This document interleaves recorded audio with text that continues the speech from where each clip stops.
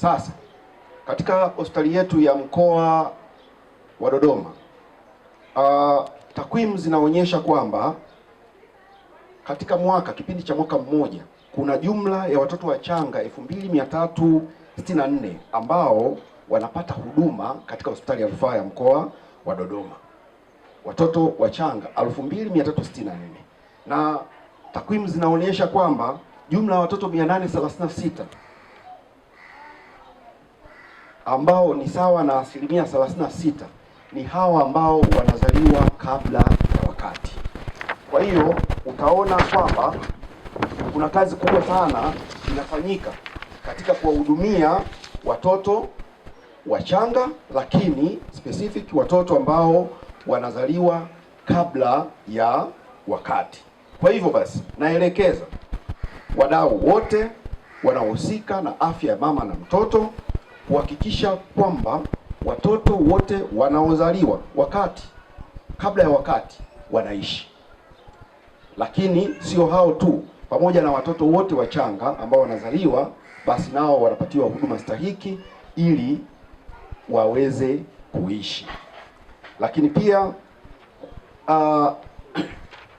pamoja na jitihada nyingi za serikali ya awamu ya 6 katika hospitali hii ya rufaa ya mkoa wa Dodoma, kwa uwekezaji wa miundombinu, vifaa tiba, dawa na pamoja na rasilimali watu, nimeambiwa kwamba hapa hospitali ya rufaa ya mkoa wa Dodoma kuna madaktari bingwa 6 na wauguzi bingwa 2. Naomba tujipigie makofi jamani. Kuhusiana na uwekezaji ambao serikali ya awamu ya 6 chini ya Mheshimiwa Rais Dr. Samia Suluhu Hassan imefanya uwekezaji mbalimbali katika nyanja ya sekta ya afya, kwa maana ya miundombinu, vifaa tiba pamoja na dawa. Na tumeona kwamba sekta ya afya ni miongoni mwa sekta iliyopewa kipaumbele kikubwa sana katika ujenzi wa miundombinu katika hospitali mbalimbali katika nchi yetu ya Tanzania.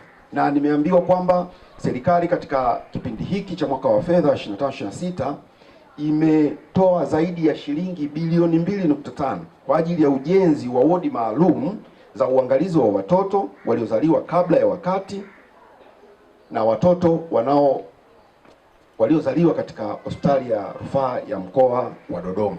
Kwa hiyo utaona kwamba eneo limeshatengwa na fedha zimeshaelekezwa zitolewe kwa ajili ya ujenzi wa wodi maalum. Kwa hiyo utaona ni jinsi gani ambavyo serikali ya awamu ya 6 imewekeza katika afya ya mtoto. Changamoto kubwa ambayo ninaona jamii inapitia ama mama anapokuwa amepata ujauzito anapitia, moja kwanza ni kuchelewa kwenda kuhudhuria kliniki ili aweze kujulikana kama ana changamoto yoyote inaweza ikapelekea akapata mtoto kabla ya muda wake. Na hii inatokeana muda mwingine unakuta mama anasema huyu ni mtoto wangu wa pili, huyu ni wa 3, huyu ni wa 4, nitaenda kliniki mimba itakapokuwa imekuwa kubwa, lakini anashindwa kufahamu kwamba kila ujauzito unakuja na mambo yake. Ujauzito wa kwanza unaweza usio na hii changamoto, lakini ujauzito wa pili ukawa una changamoto hiyo. Kwa hiyo ni rai yetu kuomba jamii iweze kuhamasisha pale mama tu anapofahamika au anapojulikana kwamba ni mjamzito, basi aweze kuhudhuria kwenye kliniki iliyo jirani yake, aweze kuangaliwa, na kama akionekana ana vihatarishi vyovyote ataweza kupelekwa rufaa kwenye hospitali za juu ili aweze kuhudumiwa vizuri. Nisaidia kwa sababu mwanzo watu walikuwa na hofu mtoto premature, yani mtoto njiti uwaga hawakui au hawawi kama watoto wengine wanaozaliwa kawaida, lakini tunashukuru Mungu hospitali yetu wametusimamia mpaka watoto wetu wamefikia hatua ya kuongezeka kilo kutoka mtoto kuanzia gramu mpaka kufika mtoto kilo zinazohitajika.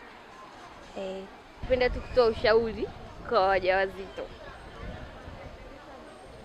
muachane na masuala ya stress, mawazo yani mkiwa wajawazito. Hicho tu. Kwa sababu mimi nimepitia huko naelewa. Na madhara yake pia nimeyaona. Naelewa. Sio wote wanaojifungua watoto njiti ni wameumwa au wanakuwa wamepata shida kwenye uzazi sijui nini. Na mawazo pia inachangia kwa asilimia kubwa sana.